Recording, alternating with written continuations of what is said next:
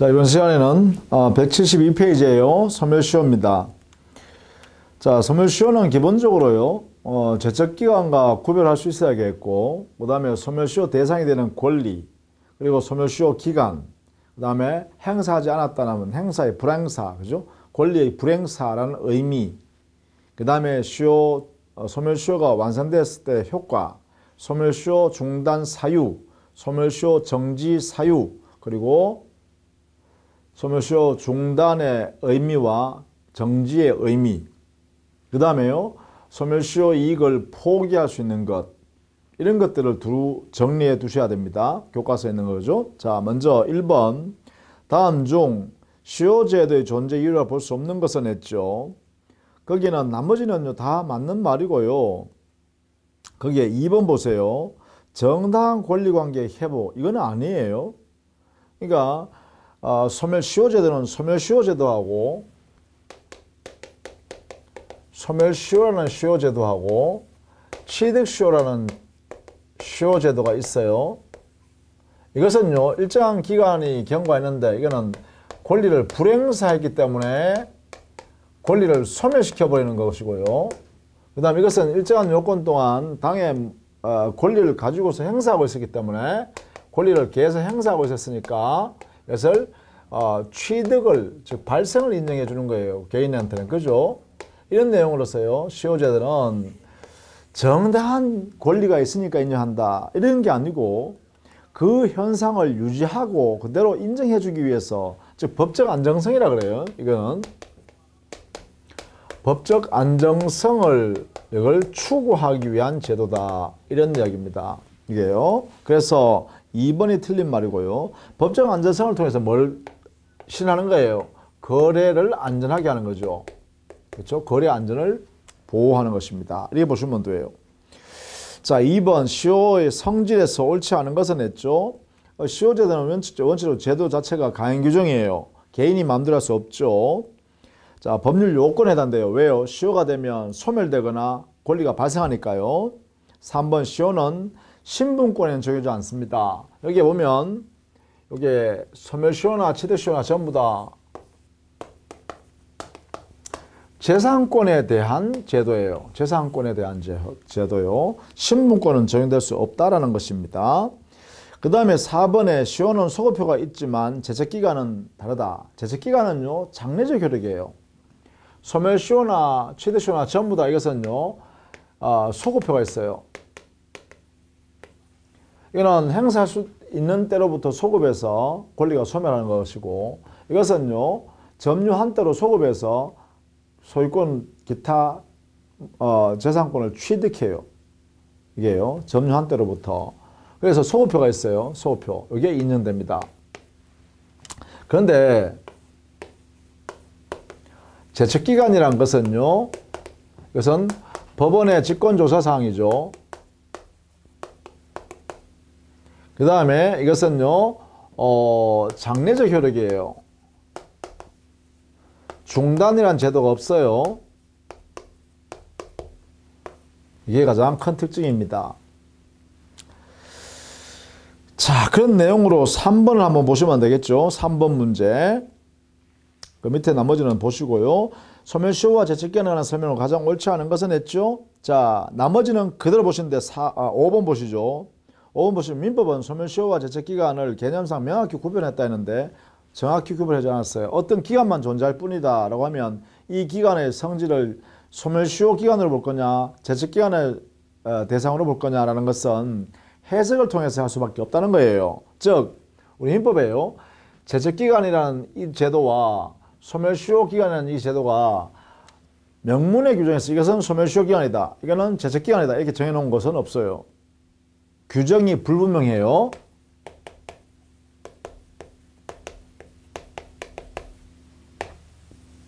이렇게 알아두셔야 돼요. 그래서 결국은 해석을 통해서 해결할 수밖에 없다. 이렇게 해석해야 됩니다. 자, 그 다음에 소멸시효에 대한 내용을 5번 한번 보시죠. 소멸시효에 관한 기술 중 틀린 것은 있는데 1번 소멸시효는 권리를 행사할 수 있는 때로부터, 그렇죠? 행사할 수 있는데 행사하지 않는 것, 이게 권리 불행사입니다. 권리 불행사라는 의미는 행사할 수 있음에도 불구하고 행사하지 않는다는 거예요. 이때 행사할 수 있다, 행사할 수 없다 이 말은 뭐냐? 그러면 행사할 수 있다. 이것은 뭐냐? 법률적 장애가 없다는 뜻입니다.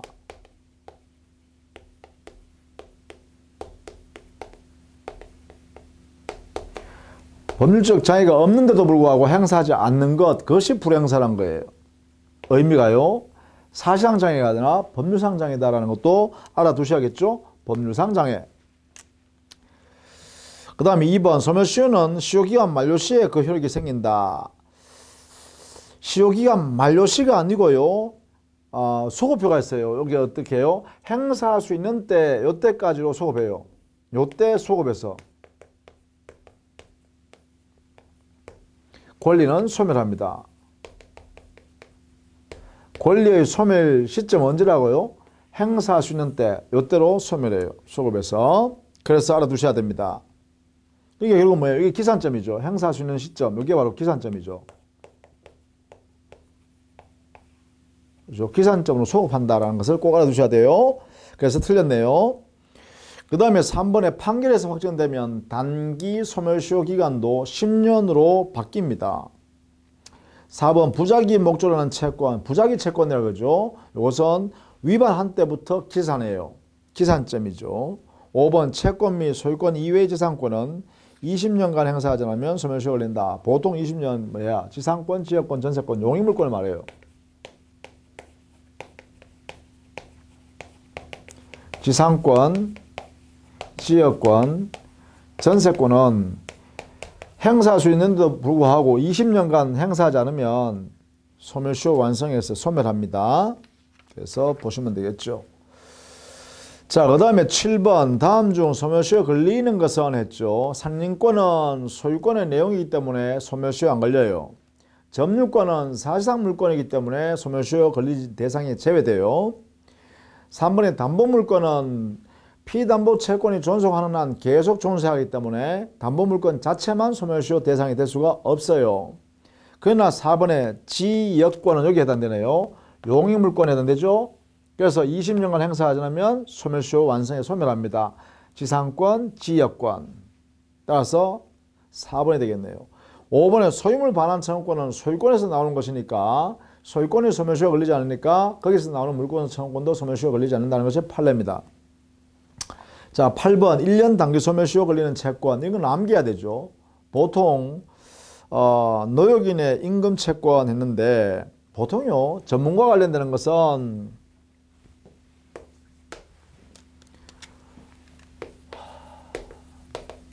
전문가 관련 채권은 주로 3년 기간입니다. 소멸시효 기간이.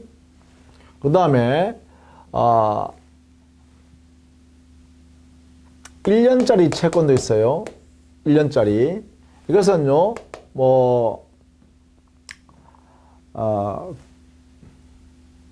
놀고, 즐기고, 공부하는 데 관련된 공부하는 채권.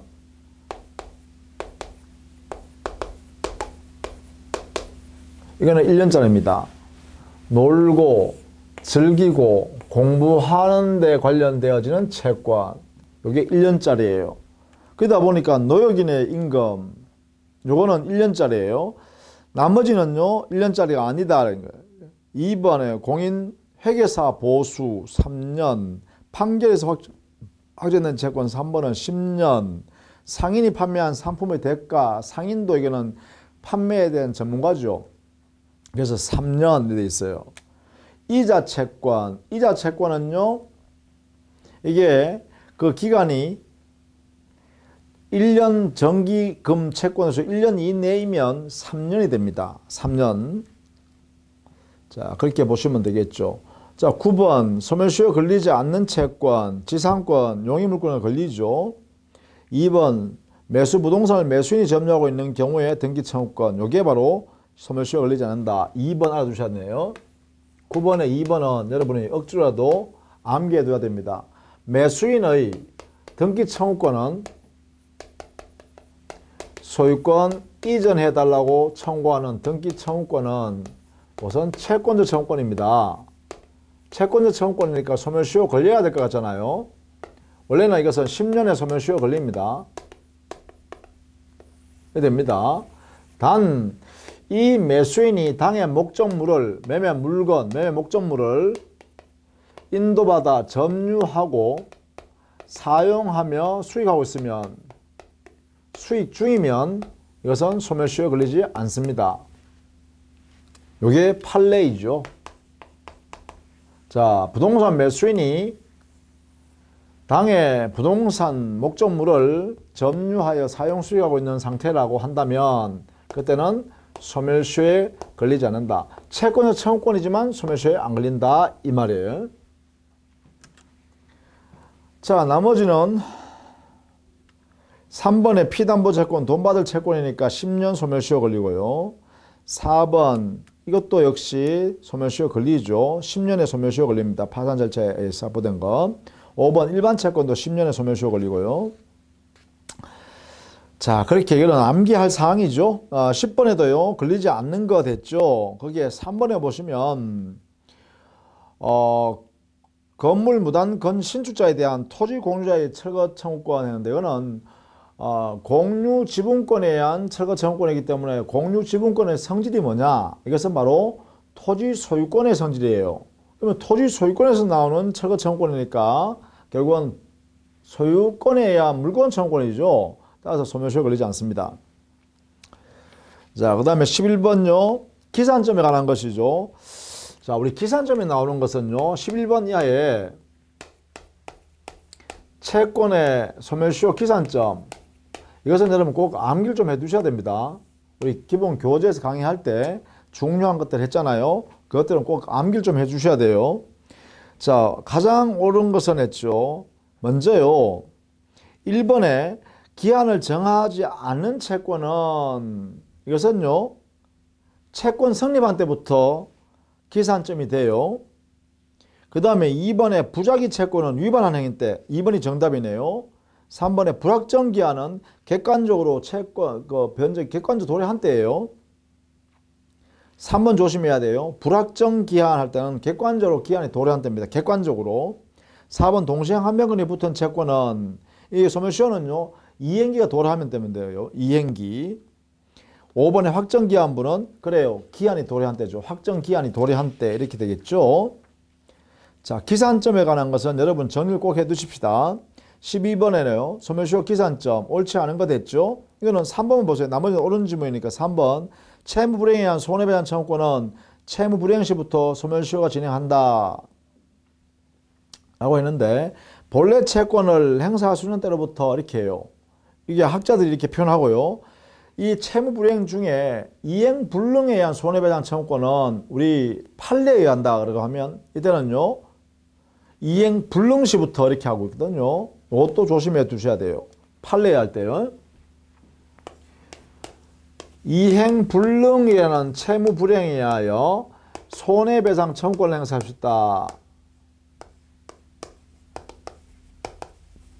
자, 이때 이 손해배상 청구권은 이행불능 시 이때를 기준으로 해서 10년 내에 행사해야 돼요. 이게 됩니다. 자, 기산점은 어떻게 되냐고요? 이행불능 시가 된다. 이게 기산점이에요. 이 부분만 좀 알아두세요. 이거는 판례예요, 판례. 이렇게 판례. 자, 그 다음에 13번 소멸시효 기산점이네요. 옳은 것은 했습니다. 자, 1번 채무자가 소멸시효 완성 후에 채무를 승인함으로써 시효익을 포기한 경우에는 그 채무는 소멸시효가 완성된 때부터 시효가 다시 진행한다 했는데 이거는 채무를 승인한 때부터예요.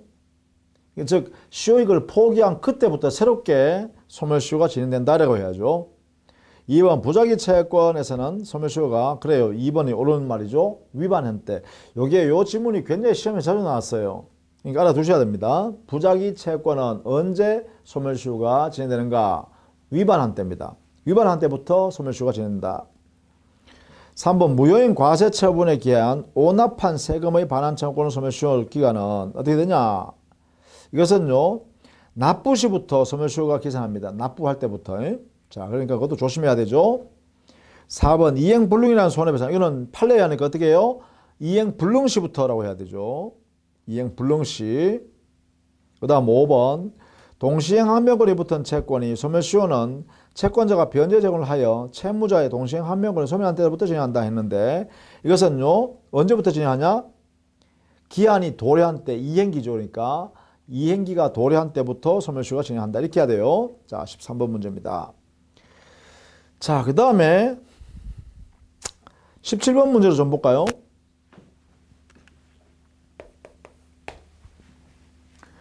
소멸시효 효과에 관해서 가장 옳지 않은 거 됐네요.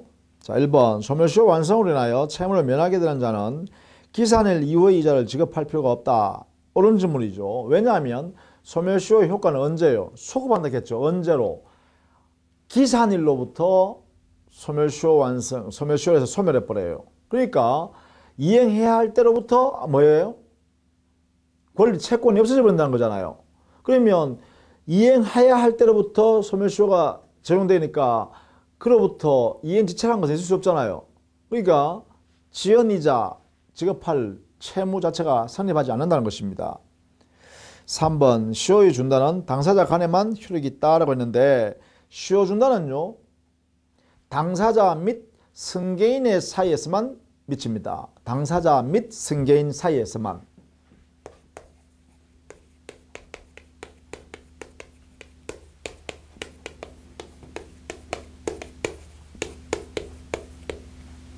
당사자 및 승계인 사이. 이렇게 정리해 두셔야 됩니다. 요 승계인은 물론 포괄 승계인, 특정 승계인 다 포함된 승계인이겠죠. 당연히요. 그래서 틀렸네요. 4번 절대적 소멸서는 소멸시효 완성으로 권리가 당연히 절대적 소멸했다. 이게 절대적 소멸설이에요. 이게 통소리가 판례입니다. 따라서 부동산 물권인 지상권, 지역권, 전세권은 등기 말소하지 않아도 지상권, 지역권, 전세권을 소멸했다. 이게 절대적 소멸설이에요. 5번 상대적 소멸설은 소멸시효 완성으로 인한 권리가 당연히 소멸하는 것이 아니라 시효이익을 받을 당사자인 채무자, 의무자가 원용해야 돼요. 소멸시효 완성되었으니까 권리가 소멸되었습니다. 라고 원용, 주장해야 그래야 소멸한다. 이 말입니다. 그래서 주장할 권리가 생기는 거죠. 소멸시효 완성해서. 그죠? 당연히 소멸하는 게 아니라 이게 상대적 소멸설의 해석 방법입니다. 자, 그 다음에 18번에 소멸시효 중단 사유요. 여기는 알아두셔야죠. 청구, 압류, 감류, 가처분, 채무자, 의무자의 승인 이 5가지가 시효 중단의 사유죠. 18번 따라서 4번 유치권 행사는 피담보 채권의 소멸시효 진행을 막지 못합니다. 그래서 유치권 행사는 소멸시효 진행을 정지시킬 수가 없어요. 중단, 정지시킬 수 없습니다. 자, 그런 내용으로 보시면 되고요. 19번도 소멸시효 중단에 관한 내용이죠. 적당치 않는 것은 했는데 나머지는 여러분 보시고요. 그대로 2번에 보시죠. 시효 취득을 주장하는 소송상 청구에 대하여 답변으로 원고의 주장을 부인하고 목적 부동산을 피고의 소유라고 주장하는 것은 시효 중단의 효력이 없다 했는데 우리 민법에요. 피고로서 채권자가 응소했어요. 피고로서 권리자가 응소했어요. 자, 응소했을 때 적극적으로 자기 권리를 주장해서 법원이 그것을 받아들이면 그 채권, 권리의 소멸시효는 중단돼 버립니다.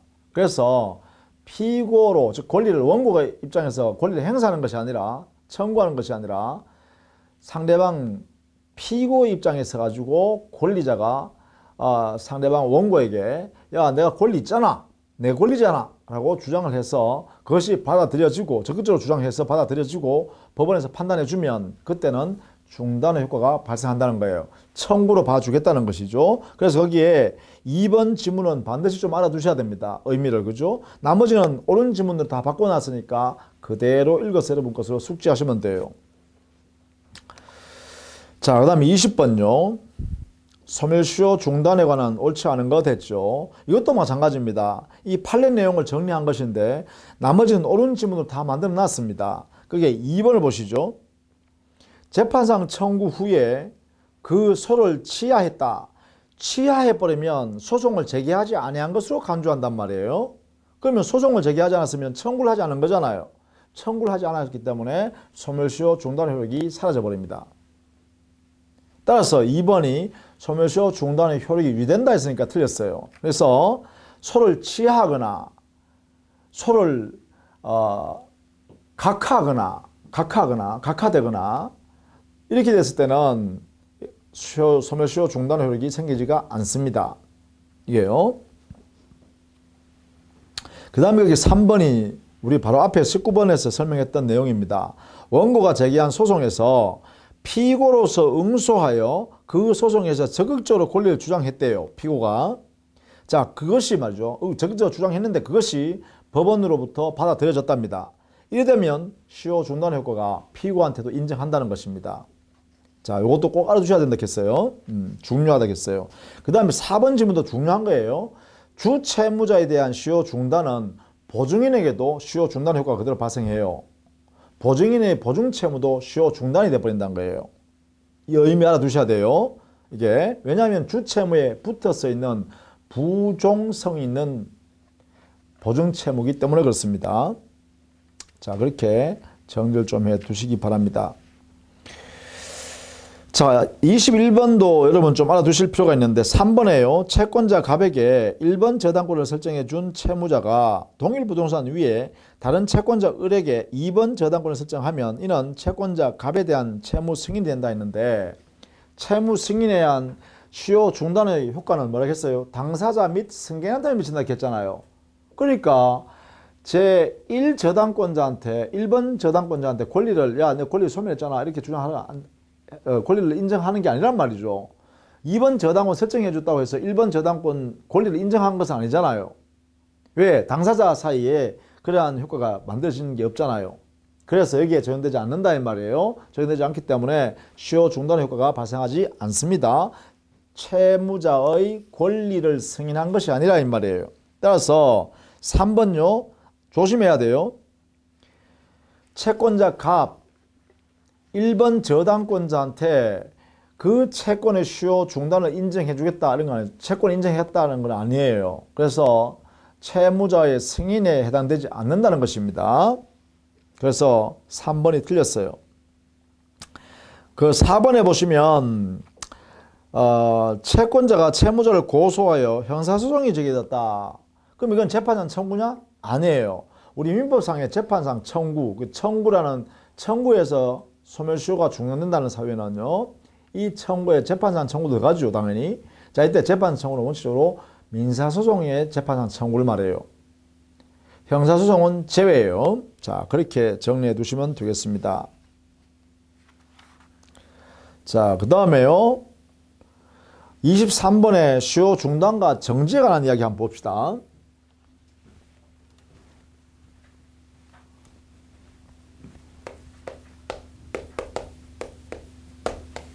중단과 정지 이 두 개 달라요. 이 중단 사유가 있는다면 이거는 새로이 소멸시효 진행을 새로이 해야 돼요. 이제까지 권리 불행사했다는 그 기간 지나가는 것은 종료되고요. 새롭게 다시 시작하는 다시 여기는 다시 시작해야 돼요. 다시 진행해야 돼요. 근데 정지의 경우는 이것은요. 정지기간이 지났음에도 불구하고 권리를 행사하지 않았다라고 하면 어떻게 되냐? 그러면 요 정지된 기간만 지나버리면 잔여 기간의 경과로 소멸시효가 완성해버립니다.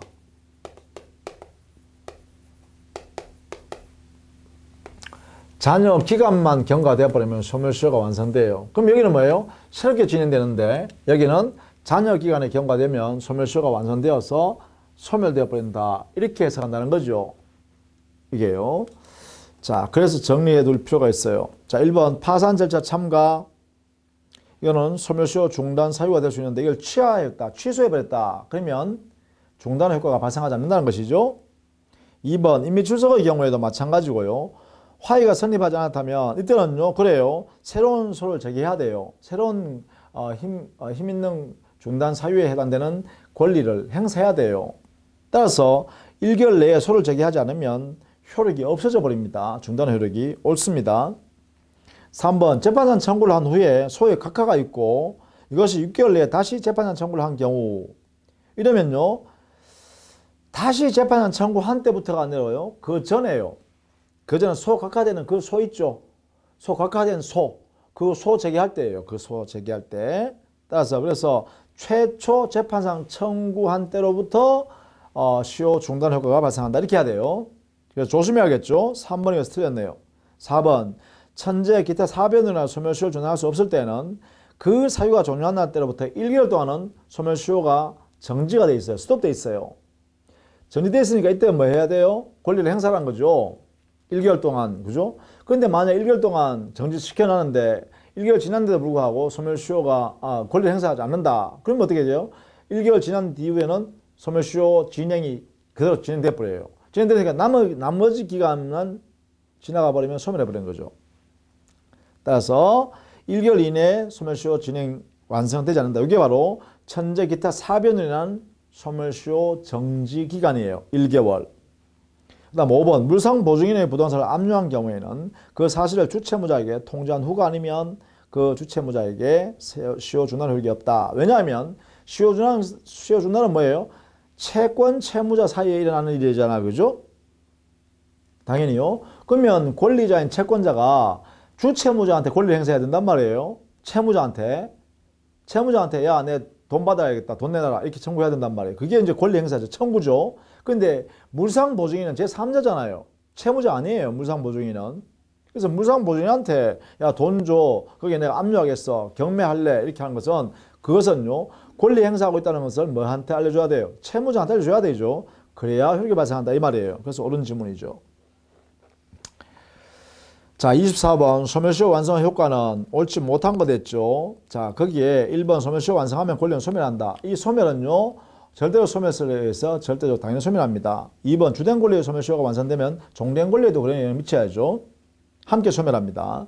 3번 소멸시효 이익은 미리 포기하지 못합니다. 미리 포기는 못해요. 금지예요. 채무자 보호를 위해서요. 4번 소멸시효의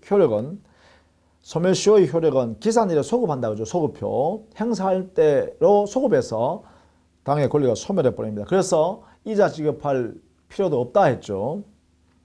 5번 소멸시효로 채무를 면하는 채무자는 시효 완성까지 이자를 지급할 필요가 없다 했습니다. 저기는 지급해야 공평하다 틀렸죠. 자, 25번 소멸시효 이익의 포기. 자, 옳은 것은 1번 시효이익의 포기는 미리 포기는 못하지만 시효 완성 이후에 포기하는 것은 가능해요.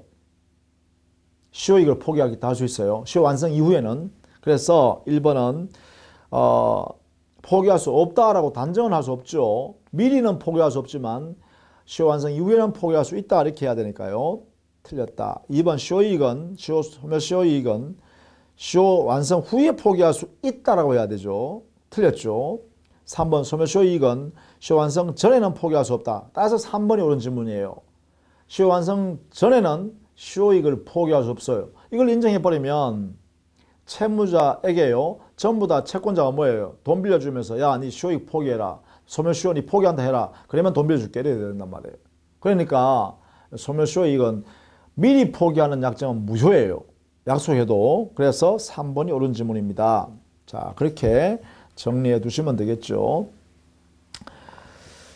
자, 그 다음에 26번 한번 볼까요? 마지막으로 26번 소멸시효이익의 포기가 난 다음 설명 중 틀린 것은 1번 그 시효이익은 시효기간이 완성되기 전에는 미리 포기하지 못한다. 옳은 질문이죠. 자, 2번 소멸시효기간을 단축하는 것은 채무자한테 유리하죠. 또 시효요건을 경감하는 것은 그래요.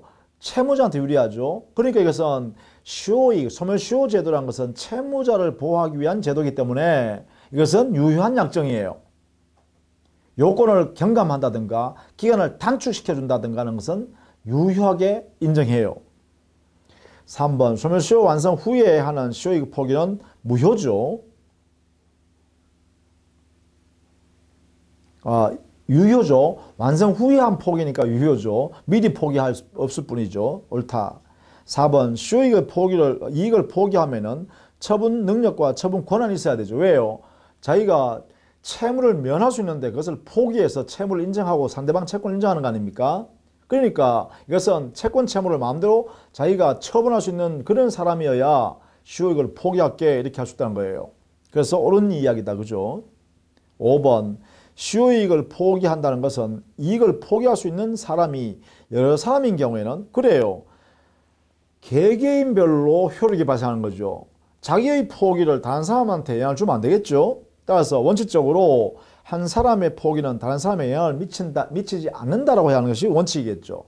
이렇게요. 왜? 개별적이니까. 그렇죠? 따라서 5번이 틀렸다. 이렇게 해석해야겠네요. 자, 이렇게 해서요. 소멸시효 제도를 공부했습니다. 여기서는 여러분 아까 제가 첫 시간에 말했듯이 서두에 말했듯이 시효 제도는 우리 민법에 있는 내용 중에서 제가 적시한 부분 있죠? 그 부분을 반드시 여러분 스스로 정리를 딱 해놔야 됩니다.